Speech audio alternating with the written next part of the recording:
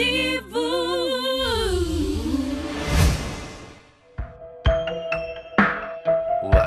Пловдиво шоу. Предаването се излъчва със съдействието на Дипломат. Здравейте, скъпи приятели! Ние се намираме на Тепето в Пловдив. Това ли беше? Скъпи приятели, вие гледате Пловдиво шоу. Днес сме ви подготвили най-доброто от сезона мъже. Нямам търпение да ги видя. Поне малко да изплакна очите и аз. Гледайте. Money. Yeah, baby.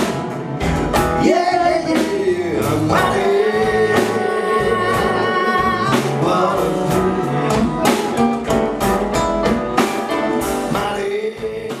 Аз скоро бях на кино и гледах книга за джунглата и разпознах твоя глас като гласа на царя на маймуните.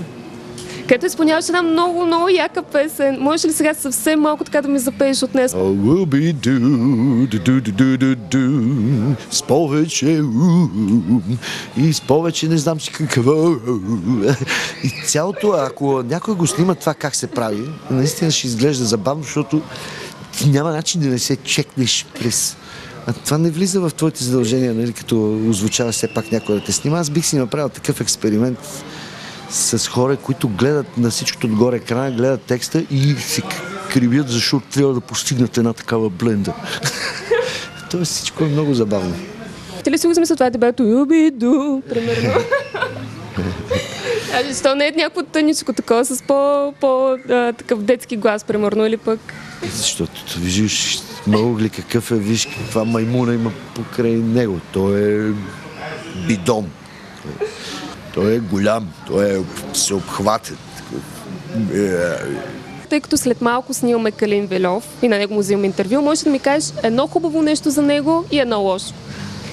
Ако искаш с лошото да почнем. Много адово се смее този човек. Това е лошото. А хубавото е, че като адово се смее, грее. Виж какво, свършиха онези години, които се правиха преди с чувалите. Повярвай ми, имаше едни години, в които имаш ли клуб си... Мега газар. Ами, мутра, нали, в кавички, както казва, с пари. Нали. Сега се вати нормални пари, да живееш един нормален живот, да не се лишаваш от нищо, нали, да караш една нормална кола, да имаш жилище, да си покриваш нормалните разходи, да си гледаш децата. Нито имам яхти, нито съм тръгнал да почивам по Сентропе, нали, ходим на нормални дестинации да почиваме, така че не е нещо особено. Ти ме изкара страшна, нали... Аз те знам в личния живот, те не знаят, че твоето кола не е много нормално. Да. Това е. Само да ви кажа, че от Пловдив до морето харчи 200 лева за бензин.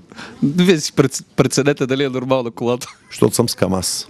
Опитам се да ти изкарам керливите ризи. Значи, виж какво, има преди, че не съм къпан, освен това не съм с риза. Съм с тениска и с половер.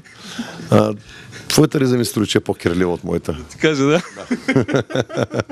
Силвестър Сталон, който снима американски филм исторически за войните на Древния Рим срещу диви племена. И го снимат около Пловдив и защото им трябва масовка диви племена. И като влязаха в кръчмата и като не видяха, и американци направо забакнаха. Един вика, то бива диви, ма тия много диви, бе! И допълним, о, май мадър. Другия каза и фадър. И филма като започва, и режисьора, продуцент Силвестър Сталон излезе и с микрофон, прожектори, американски филм, прожектори, всичко това. Страшна работа, римските легиони, наредени, всичко блести, излъскано по тях, шлемове, мечове, щитове, всичко направят. Долу от камарица идат осготите. Отгоре от Алешата слизат везготите. Останалите готи се крият за Денято и за Тримонцил. А българите, прабългарите и славяните героично спът зад почтата сянка. А византийците подло пият мастика в кръчмата и чакат да дойдат германците да им платят сметката. И Силвестър Сталон даде начало на снимките. Екшън майни! Той понеже живее в Цил и пловдивчанки го научила някой мурафети. И то оттам му идва на него екшън майни. Да, винаги ми е било чудно да речем. Нали, чисто човешко е нещо, как те боли. Имаш някакъв житейски проблем, личен проблем. ако щеш с извинение, ходите се до тоалетна. Това са чисто човешки неща. Излизаш на сцената и забавляваш хората с 40 градуса температура, примерно. Как се случва? И на животните се случва да им се ходи по голяма и малка нужда. Тия не са чисто човешки неща, наистина. Така, не можах да разбера въпроса, как ги преодолявам те? Как излиза човек и забавлява хората? Значи в такова състояние не съм видял някой да е излезъл да забавлява хора. С такъв тежък проблем стомашно-чревен. Не знам. Говоря за това, примерно, болен. Проблеми с семейството, изобщо, нали? Наложи ми се сега последните комици наистина да ги снимаме в много тежко състояние бях наистина. На тебе ти е смешно, но аз бях пред умирачка. Наложи ми се да играя в много тежко състояние и гледам, че само аз си знам, че ми е тежко състоянието. Не бях спал цяла нощ, но така гледам, че има някаква енергия, има пак нещо. Че са получили нещата. Да, получи се нещата. Говориш сериозни неща, обаче така като се мърда парчева ме избива на смях, не знам защо така. Защото не знам. Аз съм радостен, че имам все пак перчен на тия години, защото може и това да нямам. Днес нашето джудже Сега внимавай какво ще кажеш. попадна в рекордите на Гинес за най-високото джудже. Не само, че е най-високо, а италянец аплодисменти за Лео. Лео днес беше в компанията, обикновено си в компанията на две близначета, твоите деца, но днес беше в две миски. Мис България и нейната подгласничка. Как се чувстваше в тяхната компания да готвите тази емоция? Разбираш ме, накратко, говори. Чувствам се ниско пред тя, разбира се. Това е първото нещо, което се чувства. На същото време, разбира се чувствам много щастлив от факта, че не винаги лязна се намери близо до две миски. Две миски едно ниско, така че може да се направи един песен с бит на Криско, защото пак римите става. Фритъм на Криско, влизам ниско, с две миски, чули ме писко. Не знам. Добре. Аз преди да се захвана изцяло с журналистиката и с филология и с писане в сайта Дело.bg, съм свирил на обой 9 години. Което ти се смееш, но в днешните реалности да владееш един музикален инструмент е нещо, той винаги е било така всъщност. Да. Нещо възвишено, нещо голямо. Ето във вашето предаване, шоуто на бившите, може да има и музикални новини. Със сигурност може да имаме и уроци по обой, например. Да започнем от там. Който не владее обоя, ще еде боя. Точно така. Ето, това е рубриката. Тогава с обоя съм изнасял час и половина самостоятелен концерт. Личите, да ти кажа. Личи ми, чувствам се горд от този факт. Защо не? Постановката при обоя е най-трудната. Тоест, начина на звукоизвличане. На звукоизвличане, точно така, защото той е изключително труден. От всички останали музикални инструменти, това е един от най-трудните. И тонът ла на обоя, това е тонът, по който се настройва целият оркестър. Виждаш? Сериозно? По тонът ла на обоя. От теб е зависело всичко това? Точно така. Ако моят тон ла е фалшив, това означава, че целият оркестър ще звучи фалшиво. Това през кои години е зависело всичко от тебе? От 93-та докато отидох в Пловдив, там, 99-та. Аз затова се чуя през тия години, защото този оркестър се е загубил. Леко да запееш част от твоята любима песен.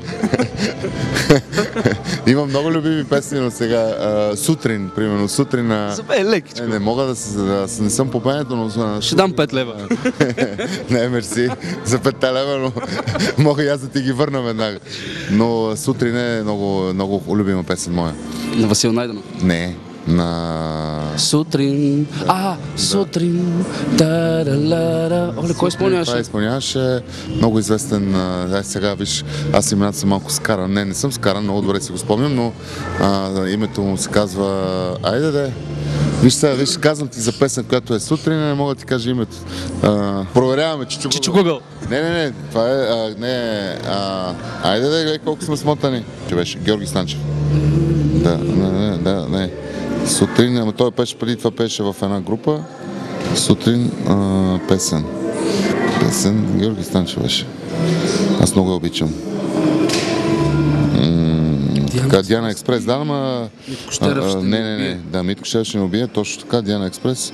Утре сутрин, Експрес, Диана Експрес, точно така, но Георги Стана мисля, че... Той, нали, изгря благодарение на...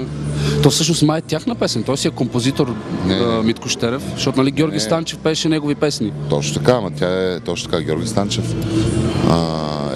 Той пее. Той гласа е негов, той е вокала.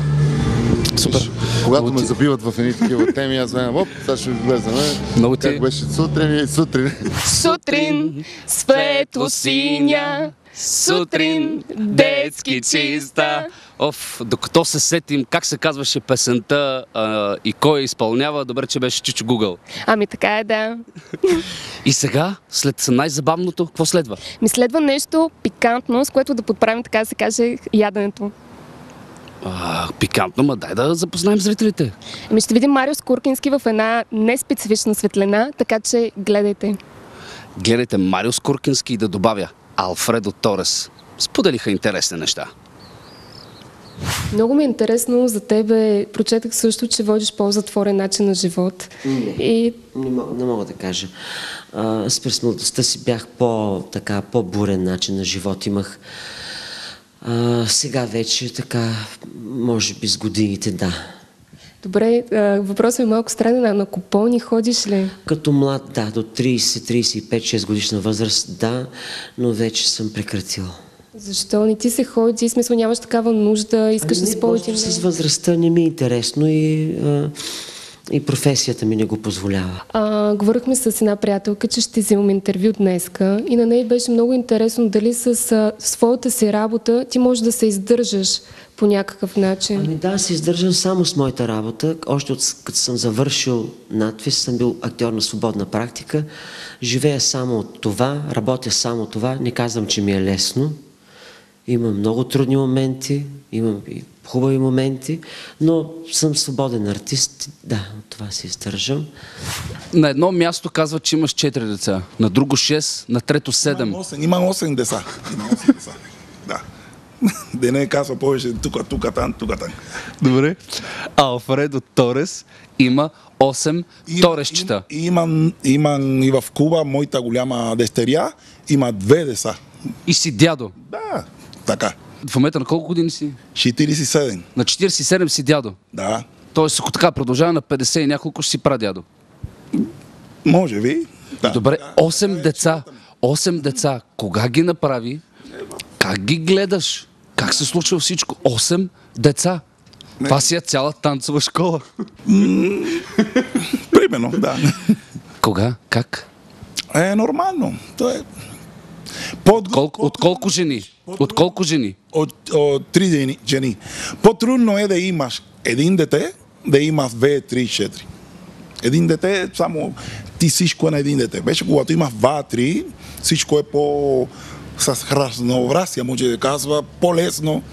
А успяваше да намираш време за всички деца? Нормално, като се казва, деня има 24 часа.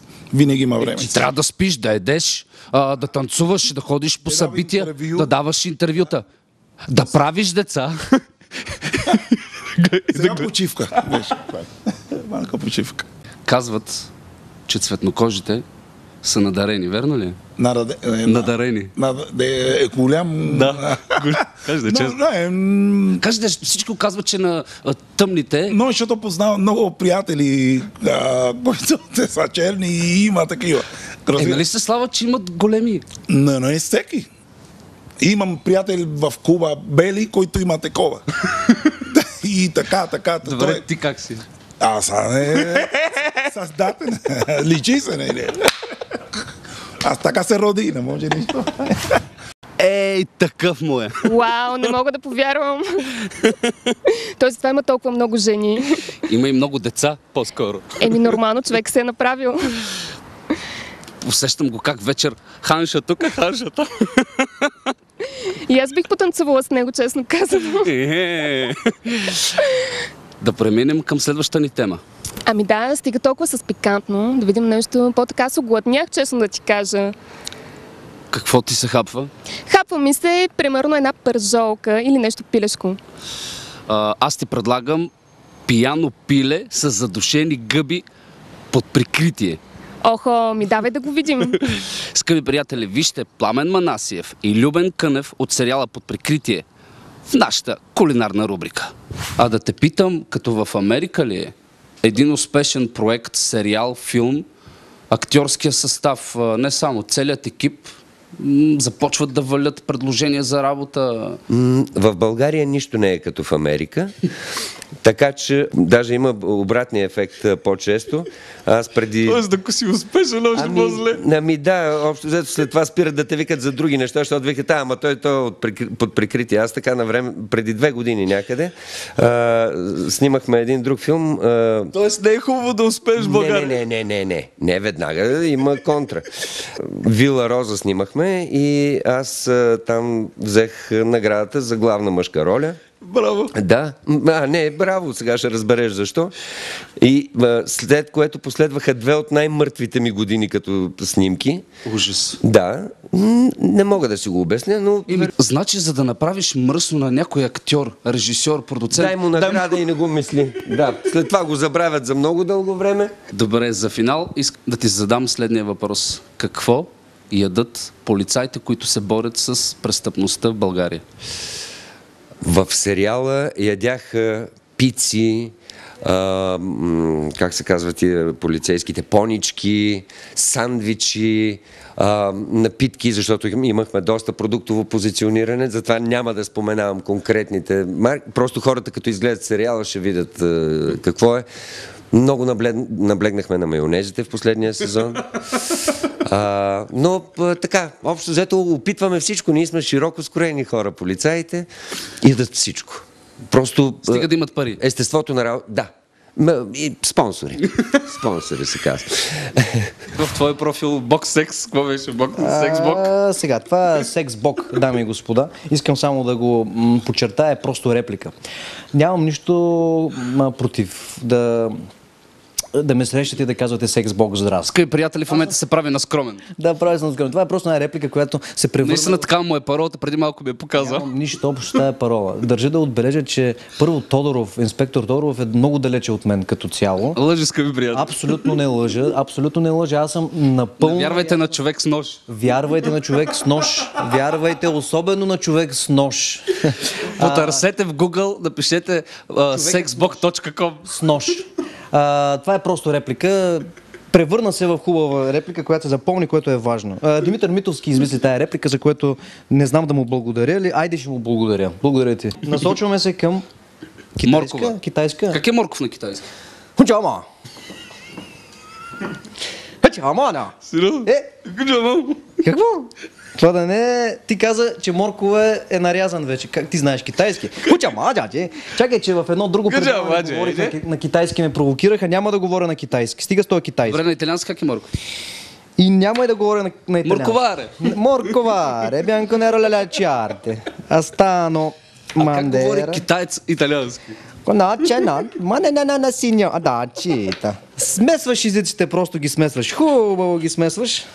Моля ви се, нека да сме по-сериозни. Как говори италиански той? Италиански китаец или китайски италиански? Италиански как говори? Италиански как говори китайски. Това е много интересна задача.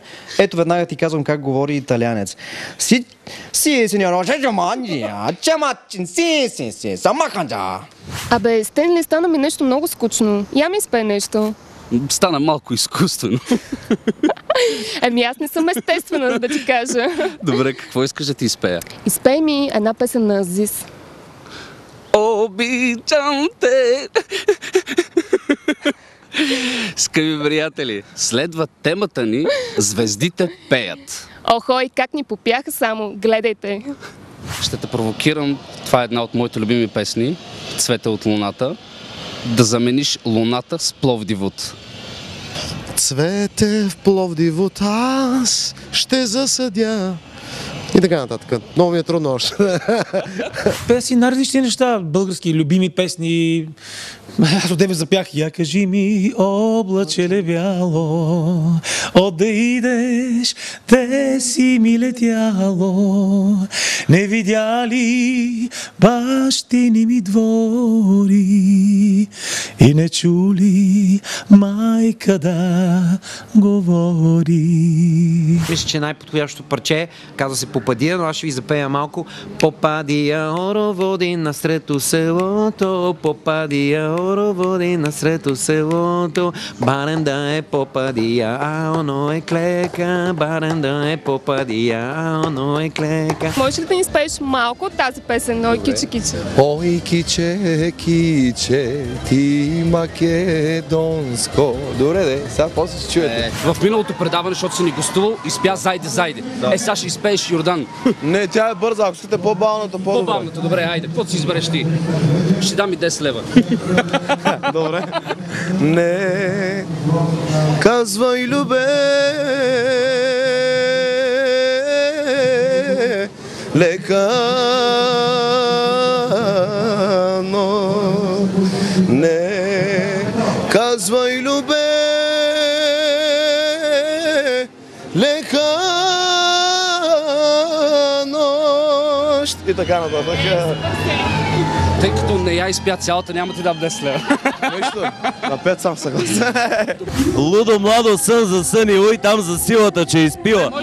И в народните песни. Съвсем леко да запееш. Лудо младо сън за сънило. Наръчи.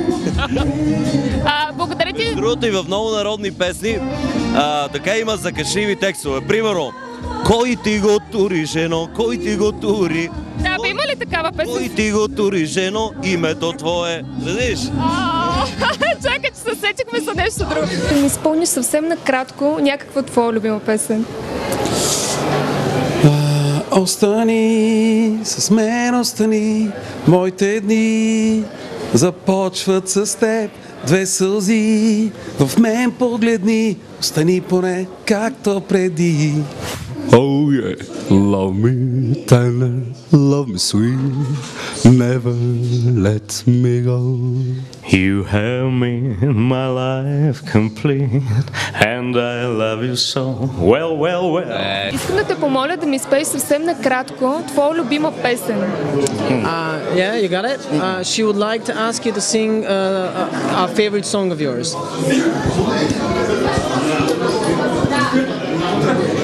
I wanna be rich. I wanna be rich, full of love, peace and happiness. Беше слънчев ден, ти го забих. Скъпи приятели, това беше. Чао. Не, дай да го изпеем. 3, 4. Беше слънчев ден, случайно те открих и в долна мръсна кръчма се напих.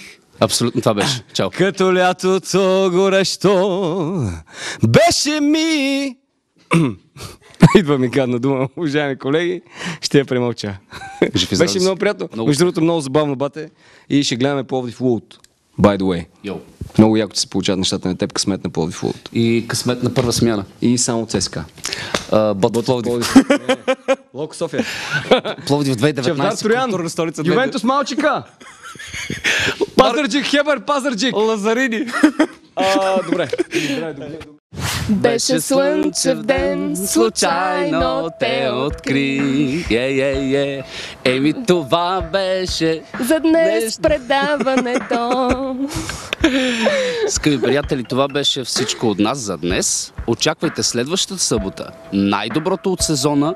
Жени, така че всички мъже да са на линия пред телевизорите. Чао. Чао от нас.